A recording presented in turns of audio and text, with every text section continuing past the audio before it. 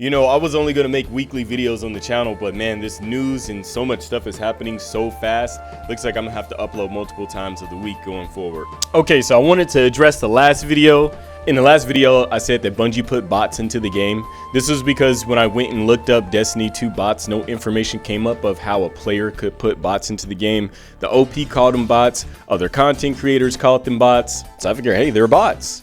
But because I couldn't find a way for a player to do it, then, you know, rationally thinking, the only people that have access and the ability to create accounts and to place players into a lobby would be the developers themselves, which is how I came to the conclusion that it was most likely Bungie doing it. However, thanks to the comments, you all let me know what the actual truth behind it was, which I don't know if that was better or worse, where players just didn't want to play at all. They just wanted to AFK in lobbies for rewards instead of actually playing the game. But you know, it is what it is. So moving forward, I'll make sure I do a bit more thorough research before making a video like that. So it's been said that Destiny Rising is dying, or at least that's what they like you to believe. So let's take a look into this information. When it comes to Destiny Rising, there's a lot of inaccurate information that's being tossed around, like posts like this. Oh, $200 for a couple characters. Come on now, let's just be real, you guys. Everybody that plays Destiny Rising knows it does not cost $200 to unlock characters on this game. Stop the cap. But we do know that there's a lot of Destiny 2 players that are upset because of what they feel is like Destiny Rising is the new baby, and the new baby's getting all the attention and all the features and all the stuff that the oldest son, Destiny 2, been asking for years, but they never got it. So like, man, I've been holding it down for years. Are you gonna do me like this? You gonna take care of this new baby, not take care of me? Man, F him. That's how I imagine how they sound in the Reddit comments. A really high-pitched voice like that. These posts get upvoted because of confirmation bias. Whether you go to the Destiny Reddit or you check on YouTube, and it just doesn't stop. Like, you got this comment here that says if you spend 500, which is your best value, you can do the most damage. People just upvoting it. Where'd you get that from? What made you think you have to spend $500 to clear content or to get on the leaderboards? What are we talking about? It's literally just people making up misinformation because they don't want people to like the game. That's all it is. All right, so the YouTube videos are saying that Destiny Rising is dying, which is kind of weird verbiage because generally that means like the player base is dying, like how Destiny 2 is suffering right now because the player base is leaving. I've never heard anybody say like, this game is dying because I feel like it should be earning 40 million, but really they're just earning however many million instead. I've never heard anybody say that ever. That's already kind of weird, but whatever. Now we have a few articles, but the main one that everybody's been quoting is from Paul Tassi, who's actually the last person to write an article on this. Either way, to be clear, none of the articles that I'm going to show you have actual access to the direct data. These are all projections that were made based upon the data collection from a company called Sensor Tower. So they're just estimating. They're saying, we guess, we believe, perhaps based on the limited information we have, that it could potentially be earning around this much. And then you also see discrepancies between the first article from Navic, and then another person wrote an article, and then Paul Tassi's article, so on and so forth. So let's get into what Paul Tassi has to say. He says, analytics firm Sensor Tower has now estimated via the game post in Navic that the game has about 2 million downloads and 9 million in revenue in its first 3 weeks. That compares unfavorably to something like Diablo Immortal, which had 13 million downloads and 39 million in revenue around the same time. Yo, so what is this comparison? Because Diablo's been out since 1997 and has at least 6 games under its belt. It has established a multi-generational legacy as well as a good reputation with its fans. Destiny had a pretty good reputation for Destiny 1, which was only out for 3 years before Destiny 2 came out. And since Destiny 2 came out, it's kind of been a roller coaster, right? Also, Diablo's in the fantasy genre, much larger, been popular since 1974 with the release of Dungeons & Dragons. Destiny is in the sci-fi genre, which is not as popular. So this isn't even comparison on any level other than the fact that they're both mobile games. That's it. Also, why are we talking about Diablo Immortal like it has not been shown that they have some of the most predatory loot boxes in the game? Like, they are the goats of microtransactions. I mean, have you not seen the video where the dude spent 100 grand just to be the best for the season? Like, bro, what are we talking about? Okay, so next, Paul refers back to the graph that's on the Navic website that shows Destiny compared to Diablo, multi-generational game, and Call of Duty. Call of Duty? Where the first game was released in 2003, where they have 23 mainline games that have been released, another multi-generational franchise. You're comparing that to Destiny? I mean, is this bad or good? Because, I mean, if we up here with the big leagues, you know what I'm saying? It looks like it's more good than bad, if you ask me. So I think at this point, I feel like Paul's starting to realize he's making this terrible argument here when it comes to the success of the game. So then he puts like this little disclaimer here. This is going to be one of two that says, well, there's some catches here, you know, because the game didn't release in China yet. But Diablo Immortal didn't release in China either. So, you know, you're effectively watching a college basketball player play a game and being like, but Michael Jordan got 6 rings.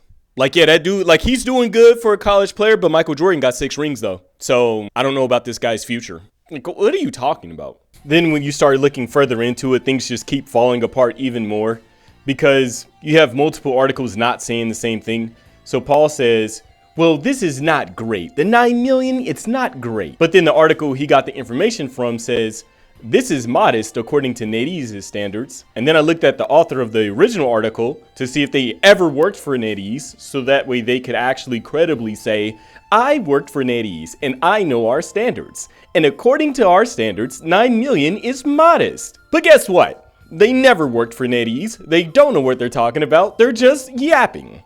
And then things starting to spiral a little bit because now they got to continue to lie further in this article in order to try to make the false statements that they made earlier seem true. For example, we know back in 2018, NetEase invested over $100 million into Bungie in order to bring the Destiny IP over to the Chinese audience. We know this has been documented since 2019, right? However, the author of this article chooses to write that NetEase invested over $100 million into the development of Destiny Rising specifically. And they said this so that way they could say, well, earning 9 million in the first 20 days after they spent over 100 million is not good. Sir, where are you getting your information from? We all know that investing into a company is not the same thing as investing into a specific project. So what are you talking about? It's like, I just made it up. I just made it up, guys. And everybody else is parroting this article where they just made it up. So actually, we can also see Paul Tassi do this as well, where they're trying to take the 9 million and make it a negative thing, because look at what he wrote here. Ironically, gacha players believe that part of this is that Destiny Rising is too generous with its transactions with guaranteed character pools after a certain amount of time.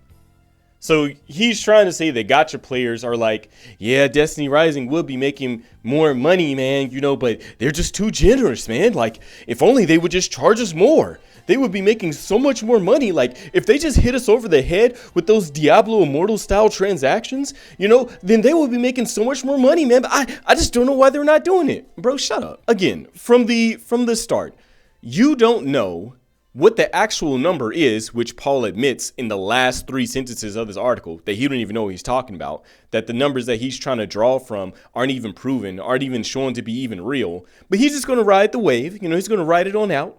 But to say like the players are making some sort of pseudo complaint, like, oh, it's too generous. What are you talking about, bro? That's been the biggest point of praise the players have been making, is that it's the most fair gacha that they've played. All right, and things continue to just be really stupid. So let's read what Paul Tassi said here.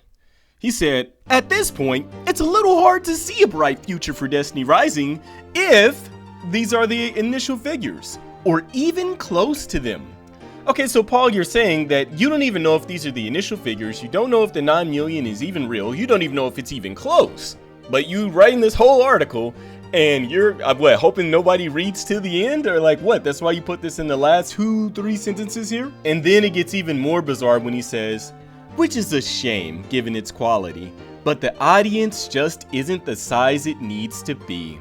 Brother, what was the whole point of the NetEase and Bungie deal?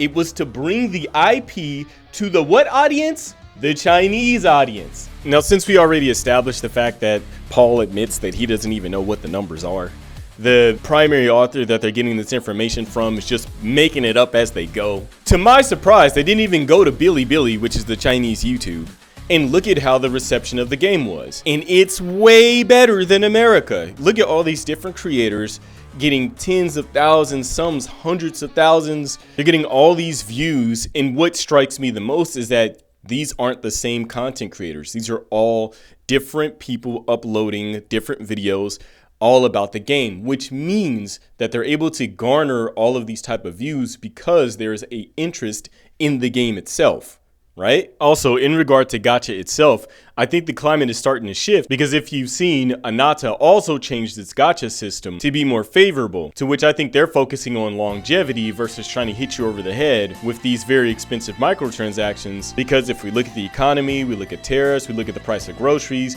people just don't have the money to spend like they did years ago in Genshin Impact when they were spending for $2,000 per character. All right, now let's wrap this up. So let's check out the source that they're all getting this information from to see exactly why everybody's so confused or just decided to just make it up anyway.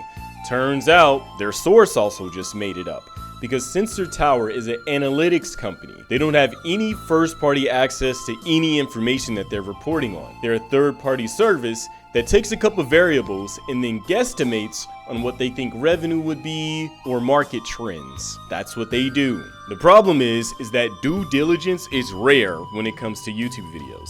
So people just read an article and then report it like it's true without doing their research. It's not hard. You can look up who wrote it, you can look up where they came from, are they even credible to speak about the subject, etc., right? But anyway, I just wanted to clear up that misinformation that's floating around.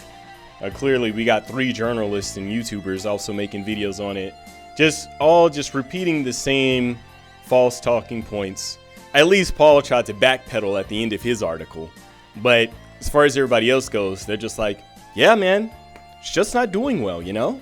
It's just not doing good. They don't know what they're talking about. Anyway, I hope you enjoyed the video. I'll be making sure I, use this level of critical thinking on my future videos when I handle different topics. I have multiple videos that I gotta get out. So thank you for supporting the channel. Thank you for being here. I appreciate you. You all have a great weekend, and I'll see you later.